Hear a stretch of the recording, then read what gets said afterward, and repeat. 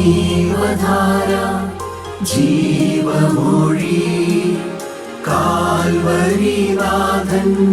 സ്നേഹമൊഴി തിരുനിറത്താൽ ജീവനേകും യേശുനാഥന്റെ ജീവമൊഴി ജീവധാര ജീവധാര ജീവധാര.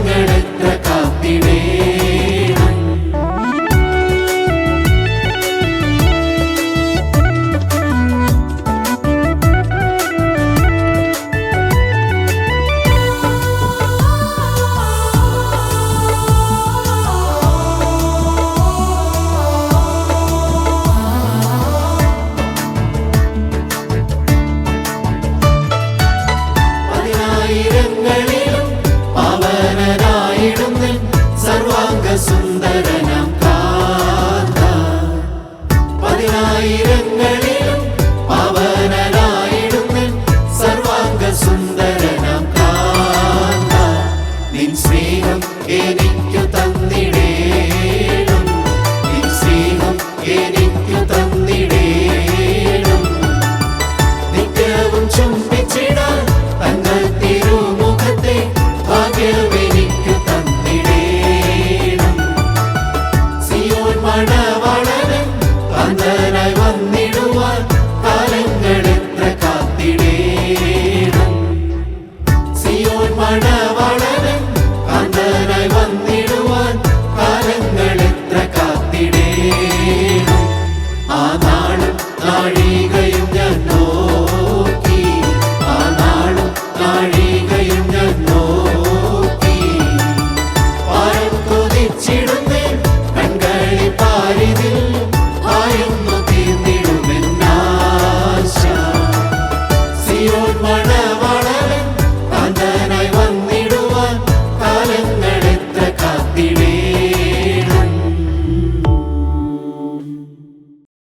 ത്രിയേക ദൈവത്തിൻ്റെ സ്തുതി.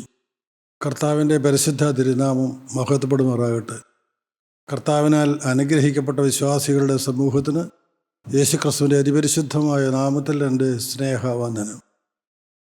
അപ്പോസ്തലനായ പൗലോസ് തൻ്റെ നിജപുത്രനായ തീമോത്തിയോസിന് എഴുതിയ 2-ാമത്തെ ലേഖനം 3-ാം അധ്യായം 12-ാമത്തെ വാക്യത്തിൽ നാം ഇപ്രകാരം വായിക്കുന്നു: ക്രിസ്തുവേശുവിൽ ഭക്തിയോടെ ജീവിപ്പാൻ മനസ്സുള്ളവർക്കെല്ലാം ഉപദ്രവമുണ്ടാകും. ആദികാലം മുതൽ, ആദാമിക കാലം മുതൽ ഇന്നയോളം കാണപ്പെടുന്ന ഒരു സത്യമാണത്. ഭക്തിയോടെ ജീവിക്കാൻ ആരെല്ലാം ആഗ്രഹിക്കുന്നുവോ അവർക്കെല്ലാം ഉപദ്രവം ഉണ്ടാകും. അവരെ ഉപദ്രവിക്കുന്നത് ഈ ലോകത്തിലെ മനുഷ്യരാണ്. പക്ഷേ ഈ ലോകത്തിലെ മനുഷ്യരല്ല അവരെ ഉപദ്രവിക്കുന്നത്. അവരിലൂടെ ഭീകരനായ സാത്താനാണ് ഉപദ്രവിക്കുന്നത്. ഈ ബോധ്യം നമുക്ക് ഓരോരുത്തർക്കും ഉണ്ടായിരിക്കേണ്ടതാണ്. എന്നാൽ ഇന്നത്തെ തലമുറയിൽ ജീവിക്കുന്ന വിശ്വാസികളിൽ, ക്രിസ്ത്യാനികളിൽ ബഹുഭൂരിപക്ഷവും ഒരു പോരാട്ടവും ഒരു ഉപദ്രവവും ഇല്ലാത്തവരാണ്. വളരെ സുഖമായി അവർ ജീവിക്കുന്നു, മറ്റുള്ളവരെ പോലെ ജീവിക്കുന്നു, ജാതികളെ പോലെ ജീവിക്കുന്നു, ഒരു പ്രയാസവുമില്ലാതെ ജീവിക്കുന്നു. ചടങ്ങിന് ആചരണങ്ങളുണ്ട്, അനുഷ്ഠാനങ്ങളുണ്ട്, അവർ ജീവിക്കുന്നു. എന്നാൽ യഥാർത്ഥ ക്രിസ്തീയ ജീവിതം, ഭക്തിയോടെ ആരെല്ലാം ജീവിക്കാൻ ആഗ്രഹിക്കുന്നുവോ അവർക്കെല്ലാം ഉപദ്രവം ഉണ്ടാകും. അത് കർത്താവായ യേശുക്രിസ്തു പറഞ്ഞു. വിശുദ്ധ മത്തായിയുടെ സുവിശേഷം 10-ാം അധ്യായം 17-18 വാക്യങ്ങളിൽ കർത്താവായ യേശുക്രിസ്തു ഇപ്രകാരം പറഞ്ഞു: മനുഷ്യരെ സൂക്ഷിച്ചോൾവീൻ, അവർ നിങ്ങളെ ന്യായാധിപ സഭകളിൽ ഏൽപ്പിക്കുകയും തങ്ങളുടെ പള്ളിയിൽ വെച്ച് ചമ്മട്ടി കൊണ്ട് അടിക്കുകയും എൻ്റെ നിമിത്തം നാടുവാഴികൾക്കും രാജാക്കന്മാർക്കും മുമ്പിൽ കൊണ്ടുപോവുകയും ചെയ്യും. അത് അവർക്കും ജാതികൾക്കും ഒരു സാക്ഷ്യമായിരിക്കും.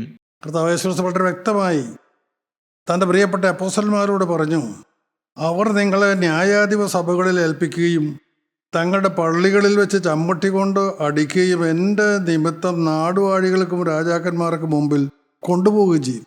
ആരാണവർ? യഹൂദ സഭയിലെ മുമ്പന്മാരാണ്. ദൈവം കണ്ട ദൈവജനത്തിൻ്റെ കാര്യമാണ് ഈ പറയുന്നത്. അവരാരെയാണ് ഈ കൊണ്ടുപോകുന്നത്? കർത്താവ് തിരഞ്ഞെടുത്ത അപ്പോസ്തലന്മാർ. അവരിൽ പ്രകടമായ എന്തെങ്കിലും കുഴപ്പങ്ങളുണ്ടോ? ഒന്നുമില്ല. എന്തെങ്കിലും സ്വഭാവ ദൂഷ്യങ്ങൾ കാണാനുണ്ടോ? അതുമില്ല. കർത്താവിനെ അനുഗമിക്കുന്നു, ദൈവപുത്രനായ യേശുക്രിസ്തുവിനെ അനുഗമിക്കുന്നു. അതിൻ്റെ പേരിൽ അവർ നിങ്ങളെ ഉപദ്രവിക്കും. അവർ നിങ്ങളെ ന്യായാധിപ സഭകളിൽ ഏൽപ്പിക്കുകയും തങ്ങളുടെ പള്ളികളിൽ വെച്ച് ചമ്മട്ടി കൊണ്ട് അടിക്കുകയും ചെയ്യും. ദൈവമേ, പള്ളികളൊക്കെ എന്തിനാണ്? ദൈവാലയങ്ങൾ എന്തിനാണ്? ദൈവം യെരൂശലേം ദേവാലയം ഉപയോഗിച്ചത് എന്തിനാണ്? ജനത്തെ ഉപദേശിക്കേണ്ട സ്ഥലം, ജനം മാനസാന്തരപ്പെടുന്ന സ്ഥലം, ജനത്തെ ദൈവത്തിലേക്ക് ചേർക്കേണ്ടതായ സ്ഥലം, അതിപരിശുദ്ധമായ സ്ഥലം, ദൈവത്തിൻ്റെ ആലയം. ആ ദൈവത്തിൻ്റെ ആലയത്തെ നോക്കുന്നവർ അവരെന്ത് ചെയ്യും? അവർ നിങ്ങളെ ന്യായാധിപ സഭകളിൽ ഏൽപ്പിക്കുകയും, ന്യായാധിപ സഭകളിലേക്ക് കൊണ്ട് എന്ത് ന്യായം? എല്ലാ ന്യായത്തോടും കൂടെ ജീവിക്കുന്ന, നീതിയോടെ ജീവിക്കുന്നവരെ ന്യായാസനങ്ങളുടെ മുമ്പിൽ കൊണ്ടുപോകും. മാനുഷികമായ ന്യായാസനങ്ങൾ, ഈ ലോകത്തിൻ്റെതായ നിയമങ്ങൾ അതിന് മുമ്പിൽ കൊണ്ടുപോകും. മാത്രമല്ല, അവർ തങ്ങളുടെ പള്ളികളിൽ വെച്ച് ചമ്മട്ടി കൊണ്ടടിക്കും. പള്ളികളിൽ ചമ്മട്ടി കൊണ്ടടിക്കാനുള്ളതാണോ? അതാരെയാണ്? എന്തിനാണ്? ചിന്തിക്കുന്നുണ്ടോ? ആരെങ്കിലും ചിന്തിക്കുന്നുണ്ടോ? ഇതെല്ലാം ചെയ്യിക്കുന്നത് ഭീകരനായ ശത്രുവാണെന്ന് തിരിച്ചറിയുന്നില്ല. തങ്ങളുടെ പള്ളികളിൽ വെച്ച് ചമ്മട്ടി കൊണ്ടടിപ്പിക്കുകയും എൻ്റെ നിമിത്തം നാടുവാഴികൾക്കും രാജാക്കന്മാർക്കും മുമ്പിൽ കൊണ്ടുപോവുകയും ചെയ്യും. കർത്താവായ യേശുക്രിസ്തുവിനെ അനുഗമിക്കുന്നു എന്ന ഏക കാര്യം കൊണ്ട് അവരെ കൊണ്ടുപോയി രാജാക്കന്മാർക്കും നാടുവാഴികൾക്ക് മുൻപാകെ നിർത്തും, അധികാരസ്ഥന്മാരുടെ മുമ്പിൽ നിർത്തും, കുറ്റവാളികളെ പോലെ കൊണ്ടുപോയി നിർത്തും. ഒരു മടിയുമില്ല. പ്രിയപ്പെട്ടവർ, ഹൃദയം കഠിനമായി പോകുന്ന മനുഷ്യൻ. എന്തുകൊണ്ടാണ് ഹൃദയം കഠിനമാകുന്നത്? അത് ഭയാനകമായൊരവസ്ഥയാണ്. ദൈവാത്മാവിന് വിരുദ്ധമായി ജീവിക്കുമ്പോൾ മനുഷ്യൻ്റെ ഹൃദയം കഠിനമായി പോവും. അതാണ് അന്നത്തെ യഹൂദന്മാർക്ക് സംഭവിച്ചത്. ലൂക്കോസിന്റെ സുവിശേഷം 21-ാം അധ്യായം 12-ാം വാക്യം. അവിടെയും കർത്താവായ യേശുക്രിസ്തു ഇപ്രകാരം പറഞ്ഞു: ഇതെല്ലാറ്റിനു മുമ്പേ എൻ്റെ നാമനിമിത്തം അവർ നിങ്ങളുടെ മേൽ കൈവച്ച് രാജാക്കന്മാരുടെയും നാടുവാഴികളുടെയും മുമ്പിൽ കൊണ്ടുപോയി ഉപദ്രവിക്കുകയും പള്ളികളിലും തടവുകളിലും ഏൽപ്പിക്കുകയും ചെയ്യും. എൻ്റെ നാമനിമിത്തം കർത്താവായ യേശു തൻ്റെ പ്രിയപ്പെട്ട അപ്പോസ്തലന്മാർക്ക് മുന്നറിയിപ്പ് കൊടുത്തു, മുന്നമേ അറിവ് കൊടുത്തു. എൻ്റെ നാമനിമിത്തം അവർ നിങ്ങളുടെ മേൽ കൈവയ്ക്കും, അടിക്കാൻ തയ്യാറാകും. അവരെ അടിക്കുന്നത്, അവരെ ഉപദ്രവിക്കുന്നത് ദൈവം പ്രസാദിക്കുന്നത് ധരിക്കും. ആ നിലയിലേക്ക് എൻ്റെ വാസത്തിൻ്റെ ആരാണ് ചെയ്യുന്നത്? ദൈവമക്കളെ ഉപദ്രവിക്കുന്നത് ആരാണ്? പിശാചാണ്. ദേവ അസുര യുദ്ധം നിങ്ങൾക്കറിയാം. ദൈവത്തോട് എന്നും യുദ്ധം ചെയ്തത് അസുരനാണ്. ദൈവമക്കളോട് യുദ്ധം ചെയ്തതും ആ സാത്താൻ്റെ സന്തതികളാണ്, പൈശാചിക ശക്തികളാണ്. അവരെ നയിക്കുന്നതും നിയന്ത്രിക്കുന്നതും പൈശാചിക ശക്തിയാണ്. എൻ്റെ നാമനിമിത്തം അവർ നിങ്ങളുടെ മേൽ കൈവെക്കുകയും രാജാക്കന്മാരുടെയും നാടുവാഴികളുടെയും മുൻപിൽ കൊണ്ടുപോയി ഉപദ്രവിക്കും. ഒരു മടിയുമില്ല, ഒരു മനസാക്ഷി കുത്തുമില്ല. ഹൃദയം കല്ലായിപ്പോയി, ആത്മാവുടെ ആളിലോക്കത്ത് പോലുമില്ല, അകന്നു മാറിപ്പോയി. ദൈവത്തിന് വിരുദ്ധമായി ചിന്തിക്കുന്ന മനുഷ്യരുടെ അരിക്കിൽ നിന്ന് ദൈവാത്മാവ് അകലേക്ക് മാറിപ്പോകുന്നു. ഉപദ്രവിക്കും, പള്ളികളിലും തടവുകളിലും ഏൽപ്പിക്കുകയും ചെയ്യും. ഇപ്പോൾ എന്തിനാണ് പള്ളികൾ? ദൈവമക്കളെ തടവിലാക്കാനുള്ള സ്ഥലമാണ് പള്ളികൾ. ആ നിലയിലേക്ക് അർപ്പരിച്ചു പോയിരിക്കുന്നു. ശാന്തമായി ചിന്തിക്കാം. നാം അവിടെ പോയി സമാധാനം കണ്ടെത്തുന്നുണ്ടോ? അവിടെ ചെന്നാൽ സമാധാനം കിട്ടുന്നുണ്ടോ? ഇതാണോ പരിശുദ്ധ ദൈവാലയങ്ങളെക്കുറിച്ച് ദൈവം ആഗ്രഹിക്കുന്നത്? ചിന്തിക്കണേ, ഏറെ ചിന്തിക്കണേ.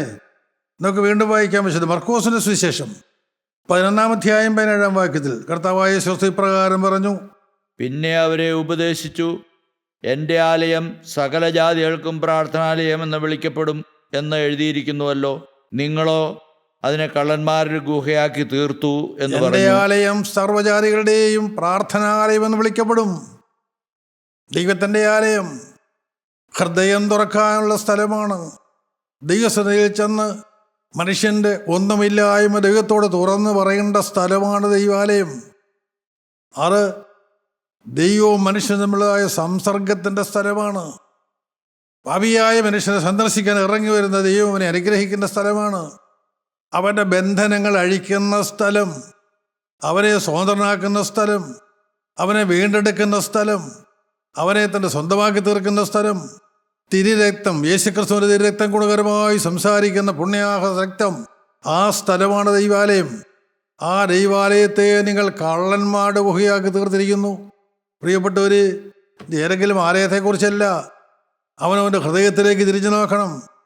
എപ്പോഴും ദൈവത്തെ ആത്മക്കണ്ണുകൾ കൊണ്ട് കാണുന്ന മനുഷ്യൻ, അവനെ സ്നേഹിക്കുന്ന മനുഷ്യൻ, അവനെ എപ്പോഴും നിശബ്ദനായി ആരാധിക്കുന്ന മനുഷ്യൻ, അവൻ ഈ ഭൂമിയിലൂടെ ചരിക്കുമ്പോൾ, ജോലി ചെയ്യുമ്പോൾ, അവൻ്റെ ദൈനംദിന കാര്യങ്ങളിൽ മുഴുകിയിരിക്കുമ്പോഴും ഹൃദയം ദൈവത്തിൽ ഏകാഗ്രമായിരിക്കുന്ന മനോഹരമായ അനുഭവം.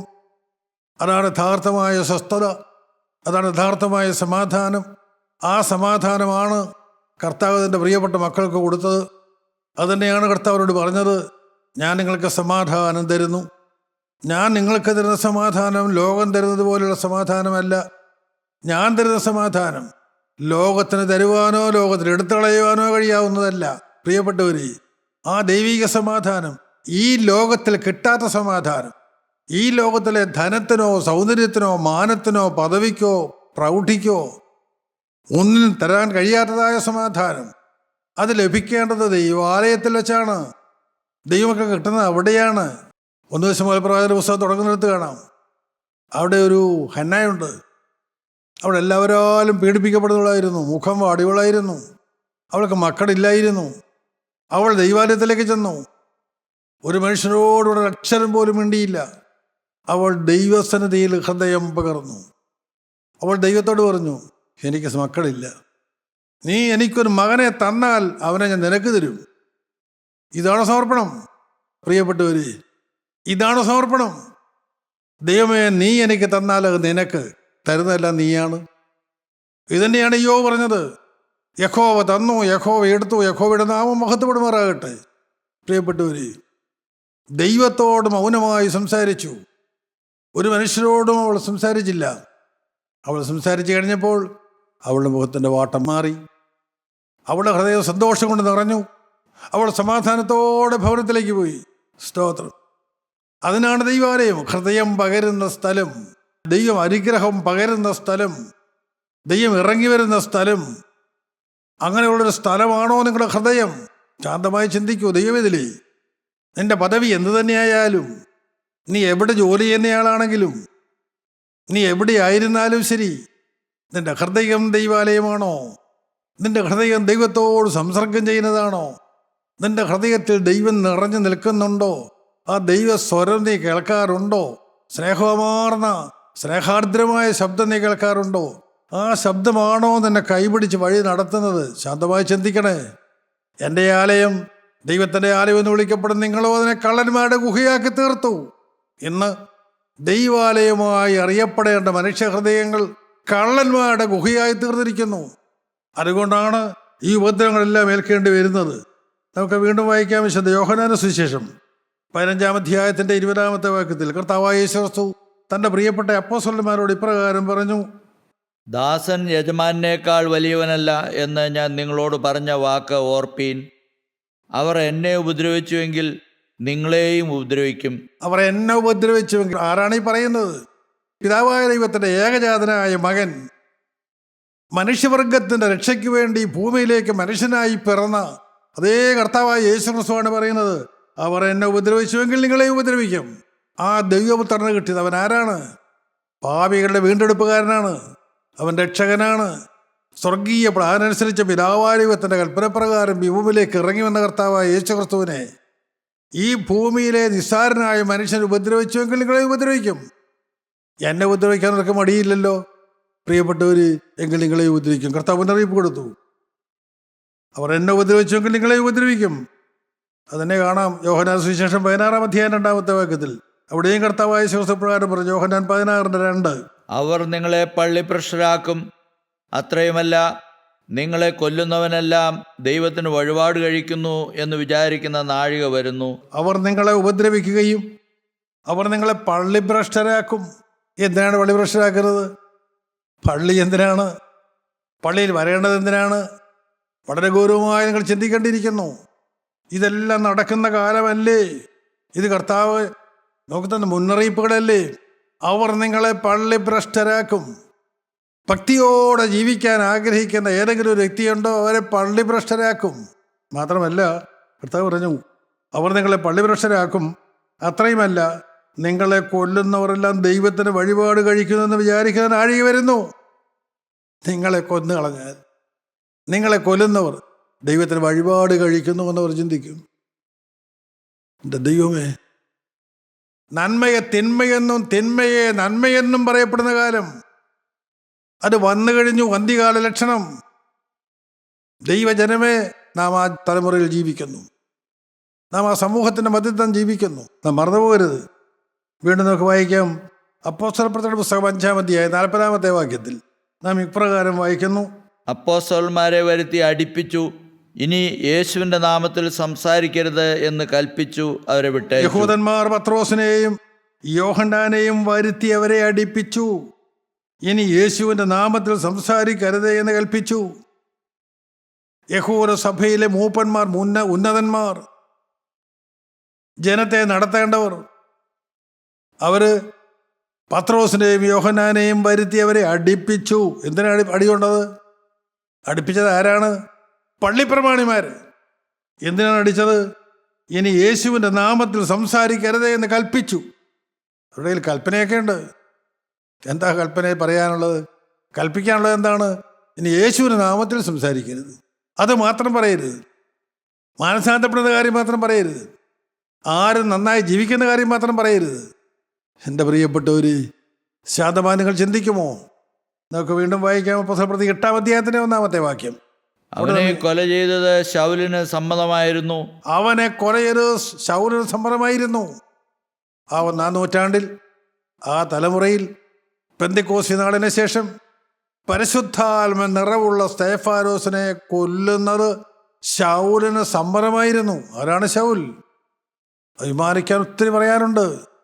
ഞാൻ എബ്രായരിൽ ജനിച്ച എബ്രായൻ, ഞാൻ ബെന്യാമീൻ ഗോത്രക്കാരൻ, ഞാൻ ഒത്തിരി പദവികളുള്ളവനാണ്, റോമ പൗരനാണ്, ഞാൻ ഗമാലിയേലിൻ്റെ കീഴിൽ അഭ്യാസം തികച്ചവനാണ്, അന്നത്തെ വേദശാസ്ത്ര ബിരുദത്തിൻ്റെ ഏറ്റവും വലിയ ഡിഗ്രി സമ്പാദിച്ചവനാണ്, മഹാപുരോഹിതന്മാരുടെ കണ്ണിൽ ഉണ്ണിയാണ്, ദൈവാലയത്തിനെതിരെ ശബ്ദിക്കുന്നവരെ പിടിച്ചു കെട്ടാനും തടവിലാക്കുവാനും കൊല്ലുവാനും മടിയില്ലാത്തവനാണ്. വീരശൂര പരാക്രമിയാണ്. സഭ വാനോളം പൊക്കിപ്പിടിച്ചവരാണ്. ആരാണ് ഈ ശൗല്? സ്തേഫാനോസിനെ കൊന്നത് ശൗലിന് സമ്മതമായിരുന്നു. അപ്പോസ്തലപ്രവൃത്തി 26-ാം അധ്യായത്തിൻ്റെ 10-ാമത്തെ വാക്യം. അവിടെ ശൗല് തന്നെ, അല്ലെങ്കിൽ അപ്പോസ്തലനായ പൗലോസിനെ ആ കാര്യം വിശദീകരിക്കുന്നുണ്ട്. 26-ാം അധ്യായത്തിൻ്റെ 10-ാമത്തെ വാക്യം. അത് ഞാൻ യെരൂശലേമിൽ ചെയ്തിട്ടുമുണ്ട്. മഹാപുരോഹിതന്മാരോട് അധികാരപത്രം വാങ്ങി വിശുദ്ധന്മാരിൽ പലരെയും തടവിലാക്കി അടച്ചു. അവരെ നിഗ്രഹിക്കുന്ന സമയം ഞാനും സമ്മതം കൊടുത്തു. അന്നത്തെ കാലത്തെ വിശുദ്ധന്മാരെ തടവിലാക്കുവാനും നിഗ്രഹിക്കുവാനും മഹാപുരോഹിതന്മാരോട് അധികാരപത്രം വാങ്ങി. ഈ ശൗൽ അധികാരപത്രം കൊടുത്ത മഹാപുരോഹിതന്മാരുടെ സ്ഥാനം എന്താണ്? അവരുടെ പദവി എന്താണ്? അവർ ചെയ്യേണ്ടത് എന്താണ്? ശാന്തമായി ചിന്തിക്കണേ. മഹാപുരോഹിതന്മാരുടെ അധികാരപത്രം വാങ്ങി വിശുദ്ധന്മാരായ ദൈവമക്കളെ തടവിലാക്കി അവരെ കൊല്ലാൻ കൂട്ടുനിന്നു. അങ്ങനെയുള്ളവനായിരുന്നു ഈ ശൗല്. അപ്പോസ്തലപ്രവൃത്തിയുടെ പുസ്തകം 6-ാം അധ്യായത്തിൻ്റെ 5-ാം വാക്യം കൂടെ ഒന്ന് വായിക്കാമോ? ഈ വാക്ക് കൂട്ടത്തിനൊക്കെയും ബോധ്യമായി. വിശ്വാസവും പരിശുദ്ധാത്മാവും നിറഞ്ഞ പുരുഷനായ സ്തേഫാനോസ്, ഫിലിപ്പോസ്. ഈ ശൗല് കൊന്നവനായ സ്തേഫാനോസിന്റെ അന്നത്തെ ആത്മീകമായ സ്ഥിതി എന്താണ്? ഇപ്പോൾ നിങ്ങൾ വായിച്ചു കേട്ടു. വിശ്വാസവും പരിശുദ്ധാത്മാവും നിറഞ്ഞവനായ സ്തേഫാനോസ്. എൻ്റെ പ്രിയപ്പെട്ടവര്, ആ സ്തേഫാനോസിനെ കൊല്ലുവാൻ അധികാരപത്രം കൊടുക്കുന്ന മഹാപുരോഹിതന്മാർ, അവനെ കൊല്ലുവാൻ കൂട്ടുനിൽക്കുന്ന ശൗല്, സഭാ നേതാക്കന്മാർ. എന്തൊരു ഭയാനകമായ കാര്യം! 1-ാം നൂറ്റാണ്ടിൽ നടന്നതാണ്. സഖിയോ മാളികയിൽ പരിശുദ്ധാത്മ നിറവ് അനുഭവിച്ച ദൈവമക്കൾക്ക് നേരിട്ടേണ്ടി വന്നതായ പരീക്ഷകളാണ്. നമുക്ക് വീണ്ടും വായിക്കാം. അപ്പോസ്തലപ്രവൃത്തിയുടെ പുസ്തകത്തിൻ്റെ 12-ാം അധ്യായത്തിൻ്റെ 4-ാമത്തെ വാക്യം വായിക്കാം. അവനെ പിടിച്ച ശേഷം പെസഹ കഴിഞ്ഞിട്ട് ജനത്തിൻ്റെ മുമ്പിൽ നിർത്തുവാൻ ഭാവിച്ചു. തടവിലാക്കി അവനെ കാപ്പാൻ 4 ചേവറുള്ള 4 കൂട്ടത്തിനെ ഏൽപ്പിച്ചു. ഹെരോദാവ് പത്രോസിനെ തടവിലാക്കി. അന്നത്തെ ഭരണാധികാരിയായ ഹെരോദാവ് പരിശുദ്ധാത്മ നിറവ് നിൽക്കുന്ന പത്രോസിനെ തടവിലാക്കി. എന്നിട്ടോ അവനെ കാപ്പാൻ 4 ചേവകരുള്ള 4 കൂട്ടത്തെ ഏൽപ്പിച്ചു. 4 പടയാളികൾ വീതം 4 ഷിഫ്റ്റായിട്ട് നിർത്തിയിരിക്കുകയാണ് കാക്കാൻ, പത്രോസിനെ കാക്കാൻ. ഹെരോദാവേ, നീയല്ല പത്രോസിന് കാവൽ. അവൻ പരിശുദ്ധാത്മ നിറവുള്ളവനാണെങ്കിൽ അവൻ്റെ കാവൽ സ്വർഗത്തിലെ ദൈവമാണ്. അവൻ്റെ കൈകളിൽ നിന്ന് പിടിച്ചു പറിപ്പാൻ ഈ ലോകത്തിലെ ഒരു ഹെരോദാവിനും സാധ്യമല്ല, ഒരു ശക്തിക്കും സാധ്യമല്ല. നീ എത്ര മിണ്ടരുതെന്ന് പറഞ്ഞാലും മിണ്ടാതിരിക്കാനും അവന് സാധ്യമല്ല. അപ്പോസ്തലപ്രവൃത്തി 16-ാം അധ്യായത്തിലേക്ക് വരാം. അപ്പോസ്തലപ്രവൃത്തിയുടെ പുസ്തകം 16-ാം അധ്യായം 22-ഉം 23-ഉം വാക്യങ്ങളിൽ നാം ഇപ്രകാരം വായിക്കുന്നു. പുരുഷാരവും അവരുടെ നേരെ ഇളകി.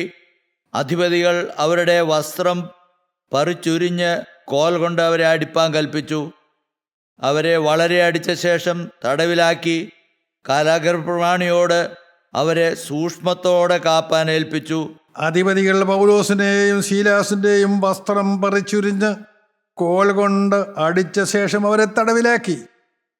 അതേ പൗലോസിന്, സ്തേഫാനോസിനെ കൊല്ലുവാൻ കൂട്ടുനിന്ന പൗലോസ്, ശൗല്, ആ ശൗല് മാനസാന്തരപ്പെട്ടപ്പോൾ അവനെ മാനസാന്തരപ്പെടുത്തിയ ഒരു ദൈവമുണ്ട്, മറക്കരുത്. ദമസ്കോസിന്റെ പടിവാതിലൊക്കെ വെച്ച് ആ ദൈവ ശബ്ദം ശൗല് കേട്ടു, മാനസാന്തരപ്പെട്ടു. ഇതാണ് മാനസാന്തരം. ഇതാണ് ഒരു വ്യക്തിക്ക് വരുന്ന വ്യതിയാനം. അത് അപ്പോസ്തലൻ പറയുന്നുണ്ട് വളരെ വ്യക്തമായി. 2 കൊരിന്ത്യർ ലേഖനം 5-ാം അധ്യായം 17-ാം വാക്യത്തിൽ അപ്പോസ്തലൻ പറയും, ഒരുത്തൻ ക്രിസ്തുവിലായാൽ അവൻ പുതിയ സൃഷ്ടിയാകുന്നു, പഴയത് കഴിഞ്ഞുപോയി, ഇതാ സകലതും പുതുതാക്കപ്പെട്ടിരിക്കുന്നു. ദൈവത്തിലെ നീ പുതിയ സൃഷ്ടിയായോ? നീ വിശ്വാസിയായോ? നീ ക്രിസ്തുവിനെ കണ്ടെത്തിയോ? നീ ക്രിസ്തുവിന്റെ സ്വരം കേട്ടുവോ? നിന്റെ ജീവിതത്തിൽ മാനസാന്തരം വന്നുവോ? നീ ഭക്തനായി ജീവിക്കുന്നുവോ? ഭക്തിയോടെ ജീവിക്കാത്തത് കൊണ്ടാണ് നിനക്ക് ഉപദ്രവമില്ലാത്തത്. അപ്പോസ്തലനായ പൗലോസ് ആൾ മാറി. ശൗല് പൗലോസായി മാറി. ദമസ്കോസിന്റെ പടിവാതിൽക്കൽ വെച്ച്, നടു റോഡിൽ വെച്ച്. അവിടെ വേറെ ഒരു ശുശ്രൂഷയും നടന്നില്ല, സഭയുടെ ഒരു ശുശ്രൂഷയും നടന്നില്ല. ആ ശൗല് ദൈവശബ്ദം കേട്ടു, മാനസാന്തരപ്പെട്ടു. ദൈവവേദലേ, ഇന്ന് ഈ ദിവസം, ഈ നിമിഷം നിനക്ക് മാനസാന്തരപ്പെടുവാൻ നിനക്ക് മനസ്സുണ്ടോ? മാനസാന്തരപ്പെടുത്തുവാൻ ഒരു ദൈവമുണ്ട്. അന്ത്യകാലത്ത് ഞാൻ സർവ്വജഡത്തിൻ്റെ മേലും എൻ്റെ ആത്മാവിനെ പകരുമെന്ന് വാക്ക് പറഞ്ഞവൻ വാക്ക് നിർവഹിക്കാൻ ഇറങ്ങി വന്നിട്ടുണ്ട്. ആ ശൗല് പൗലോസായി മാറിക്കഴിഞ്ഞപ്പോൾ പൗലോസ്ലീഹായെ ഉപദ്രവിക്കാൻ തുടങ്ങി. അതാണ് ഇവിടെ വായിച്ച് കേട്ടത്. അധിപതികൾ പൗലോസിനെയും ശീലാസിൻ്റെയും വസ്ത്രം പറിച്ചുരിഞ്ഞ കോൽ കൊണ്ട് അവരെ അടിപ്പിച്ച ശേഷം തടവിലാക്കി. അവരിലൂടെ വ്യാപരിക്കുന്നത് ഏത് ശക്തിയാണ്? അത് നിങ്ങൾ മറന്നു പോകരുത്. നമുക്ക് പോരാട്ടമുള്ളത് ജഡരക്തങ്ങളോടല്ല, വാഴ്ചകളോടും അധികാരങ്ങളോടും ഈ ലോകത്തിലെ അന്ധകാര ശക്തിയോടും സ്വർലോകങ്ങളിലെ ദുഷ്ടാത്മസേനയോടും അത്രേ. മറക്കരുത്. അതനുഭവിച്ചുകൊണ്ട് കൃത്യമായി അറിഞ്ഞുകൊണ്ട് അപ്പോസ്തലനായ പത്രോസ് പറഞ്ഞു, എന്നും പോരാട്ടമുണ്ട്, എന്നും ഉപദ്രവമുണ്ട്. ഭക്തിയോടെ ജീവിപ്പാൻ മനസ്സുള്ളവർക്കെല്ലാം ഉപദ്രവമുണ്ട്. നമുക്ക് റോമാലേഖനത്തിലേക്ക് വരാം. റോമർക്കെഴുതിയ ലേഖനം 8-ാം അധ്യായം 7-ാമത്തെ വാക്യത്തിൽ പൗലോസ് ഇപ്രകാരം പറയും, നാം ക്രിസ്തുവിനോടുകൂടെ തേജസ്കരിക്കപ്പെടേണ്ടതിന് അവനോടുകൂടെ കഷ്ടം അനുഭവിച്ചാൽ അത്രേ. നാം ക്രിസ്തുവിനോടുകൂടെ തേജസ്കരിക്കപ്പെടണമെങ്കിൽ നാം അവനോട് കഷ്ടം അനുഭവിക്കണം. സ്തോത്രം. നാം ക്രിസ്തുവിനോട് തേജസ്കരിക്കപ്പെടണമെന്നുള്ളത് എത്ര പേർക്കറിയാം? അത് ദൈവിക കാര്യം. ഞാൻ വെറും മനുഷ്യനല്ലേ? അല്ല പ്രിയപ്പെട്ടവനെ. ഒരു വിശ്വാസി കാത്തിരിക്കുന്ന ഒറ്റ ഒരു ലക്ഷ്യമുണ്ട്. കർത്താവേ, രണ്ടാമത്തെ എഴുന്നള്ളത്തിനായി ഞങ്ങൾ നോക്കി പറക്കുന്നു. ആമേൻ. കർത്താവേ വരണമേ. ഓരോ വിശ്വാസിയും പ്രാർത്ഥിക്കുന്നതാണ്. എന്തിനാണ് വരുന്നത്? കർത്താവ് എന്തിനാണ് വരുന്നത്? അവൻ്റെ രണ്ടാമത്തെ വരവിൽ രൂപാന്തരം പ്രാപിച്ച് പറക്കുവാൻ. കർത്താവ് രണ്ടാമത്തെ വരവിൽ രൂപാന്തരം പ്രാപിക്കുവാൻ, മരിച്ചവർ ഉയർക്കുവാൻ.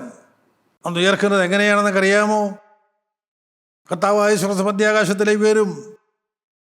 അവൻ്റെ ഗംഭീരനാദം കേൾക്കുമ്പോൾ ക്രിസ്തുവിൽ മരിച്ചവർ ജീവിക്കും. ആ ശബ്ദം കേട്ടവർ ജീവിക്കും. ക്രിസ്തുവിൽ ജീവിക്കുന്നവർ രൂപാന്തരപ്പെടും. അവരെല്ലാം ആള് മാറും. അവരെങ്ങനെയാവും? അവർ മധ്യാകാശത്തിൽ നിൽക്കുന്ന കർത്താവായ യേശു ക്രിസ്തുവിനെ കാണുന്ന മാത്രയിൽ അവരോട് സദൃശ്യന്മാരാകും. 1 യോഹന്നാൻ 3:2 കൃത്യമായി അപ്പോസ്തലൻ പറഞ്ഞു. സ്നേഹത്തിൻ്റെ അപ്പോസ്തലനായ യോഹന്നാൻ പറഞ്ഞു, മധ്യാകാശത്തിൽ കർത്താവായ യേശു ക്രിസ്തു വരുമ്പോൾ, സഭയെ ചേർക്കുവാൻ വരുമ്പോൾ, മണവാട്ടി സഭയെ ചേർക്കുവാൻ വരുമ്പോൾ, ആ കർത്താവിനെ കാണുന്ന മാത്രയിൽ കാണുന്നവർ കർത്താവിനോട് സാദൃശ്യമുള്ളവരാകും. അങ്ങനെ കർത്താവിൻ്റെ സാദൃശ്യം എന്താണ്? അതാണ് നാം വായിച്ചു കേട്ടത്. നാം അവനോടുകൂടെ തേജസ്കരിക്കപ്പെടേണ്ടതിന്. തേജസ്സേറിയ കർത്താവിനെ കാണുമ്പോൾ നാം തേജസ്കരിക്കപ്പെടേണ്ടവരാണ്. ആ തേജസ്കരണം വെറുതെ കിട്ടുന്നതല്ല. നാം അവനോടുകൂടെ തേജസ്കരിക്കപ്പെടേണ്ടതിന് അവനോടുകൂടെ കഷ്ടം അനുഭവിക്കണം. കൃത്യമാണ്. സ്വർണം സ്ത്രീകൾ പ്രത്യേകിച്ച് കഴുത്തിലും കാതിലും കയ്യിലും ഒക്കെ ഉപയോഗിക്കുന്നതായ സ്വർണം, അത് കലർപ്പുള്ളതാണ്, മാലിന്യമുള്ളതാണ്. അതെങ്ങനെയാണ് മാലിന്യം മാറ്റുന്നത്? അത് തീയിൽ പഴുപ്പിച്ച് എത്രമാത്രം പഴുപ്പിക്കുന്നുവോ അത്രത്തോളം മാലിന്യങ്ങൾ മാറുകയാണ്. അത് ഈ ഭൂമിയിൽ നടക്കേണ്ട പ്രോസസ്സാണ്. ഞാൻ നിങ്ങൾ ജീവിക്കുന്ന ഈ തലമുറയിൽ, ഈ സമൂഹത്തിൽ നമുക്ക് നടക്കേണ്ടതായ കാര്യമാണത്. അതിവിടെ നടന്നിരിക്കണം. നാം ക്രിസ്തുവിൻ്റെ അതേ തേജസ് പ്രാപിക്കേണ്ടവരാണ്. കഷ്ടമനുഭവിക്കണം. ഭക്തിയോടെ ജീവിപ്പാൻ മനസ്സുള്ളവർക്കെല്ലാം ഉപദ്രവം ഉണ്ടാകും. ഈ ഉപദ്രവം എന്നെ ശുദ്ധീകരിക്കുന്നതാണ്. കഷ്ടതയിലൂടെ ശുദ്ധീകരണം വേദോസിലെ വാക്യമാണ്. കഷ്ടതയിലൂടെ തേജസ്കരണം വേദോസ്തവം പറയുന്നതാണ്. ദൈവത്തിലെ ഫിലിപ്പിയ ലേഖനം 1-ാം അധ്യായം 13-ാമത്തെ വാക്യത്തിൽ നാം ഇപ്രകാരം വായിക്കുന്നത്. ഫിലിപ്പിയർ 1:13 എൻ്റെ ബന്ധനങ്ങൾ ക്രിസ്തു നിമിത്തമാകുന്നു. 1-ാം കാരാഗ്രഹവാസത്ത് കാരാഗ്രഹത്തിൽ കിടന്നുകൊണ്ട് അപ്പോസ്തലനായ പൗലോസ് ഫിലിപ്പിയരോട് പറഞ്ഞു, എൻ്റെ ബന്ധനങ്ങൾ ക്രിസ്തു നിമിത്തമാകുന്നു. ഞാൻ എന്തെങ്കിലും ക്രിമിനൽ കുറ്റം ചെയ്തിട്ടല്ല, ഞാൻ എന്തെങ്കിലും ഒരു തെറ്റ് ചെയ്തിട്ടല്ല. ക്രിസ്തു നിമിത്തം ഞാൻ ബന്ധിക്കപ്പെട്ടിരിക്കുന്നു, ഞാൻ തടവിലായിരിക്കുന്നു. പ്രിയപ്പെട്ടവരെ മറക്കരുത്. തീമോഥെയോസിന് എഴുതിയ 2-ാമത്തെ ലേഖനത്തിൽ തന്നെ അപ്പോസ്തലനായ പൗലോസ് 1-ാം അധ്യായത്തിൻ്റെ 8-ാം വാക്യത്തിൽ പറയും, സുവിശേഷത്തിനായി ദൈവശക്തിക്കൊത്തവണ്ണം നീയും എന്നോടുകൂടെ കഷ്ടം സഹിക്കുക. സുവിശേഷത്തിനായി കഷ്ടം സഹിക്കുക. സുവിശേഷം പ്രചരിപ്പിക്കുന്നതിന് വേണ്ടി കഷ്ടം സഹിക്കുക. ജനത്തിൻ്റെ മരുത്തിലേക്ക് സുവിശേഷം കൊടുക്കുന്നതിന് വേണ്ടി നീ എന്നോടൊപ്പം കഷ്ടം സഹിക്കുക. 2 തീമോഥെയോസ് 2-ാം അധ്യായത്തിൻ്റെ 9-ാം വാക്യത്തിൽ അപ്പോസ്തലനായ പൗലോസ് തീമോഥെയോസോട് പറയും, സുവിശേഷം അറിയിക്കുന്നതിൽ ഞാൻ ദുഷ്പ്രവർത്തിക്കാരൻ എന്നതുപോലെ ചങ്ങല ധരിച്ചുകൊണ്ട് കഷ്ടം സഹിക്കുന്നു. 2-ാം കാരാഗ്രഹവാസക്കാലത്ത് റോമിലെ കാരാഗ്രഹത്തിൽ കിടന്നുകൊണ്ടാണ് അപ്പോസ്തലൻ പറയുന്നത്, സുവിശേഷം അറിയിക്കുന്നതിൽ ഞാൻ ദുഷ്പ്രവർത്തിക്കാരൻ എന്നതുപോലെ ചങ്ങല ധരിച്ചുകൊണ്ട് കഷ്ടം അനുഭവിക്കുന്നു. പ്രിയപ്പെട്ടവർ, ഈ തലമുറ ജീവിക്കുന്ന സഹോദര സഹോദരി, ചങ്ങല ധരിച്ചുകൊണ്ട് കഷ്ടത ഏറ്റുവാങ്ങിക്കൊണ്ട് സുവിശേഷം പ്രസംഗിക്കാൻ നിനക്ക് മനസ്സുണ്ടോ? നമുക്ക് നമ്മെ തന്നെ താഴ്ത്താം. ദൈവത്തിൻ്റെ പരിശുദ്ധാത്മാവ് നമ്മോട് പാലിക്കുന്ന ഈ സമയം നമുക്ക് നമ്മുടെ ഹൃദയങ്ങളെ തുറക്കാം.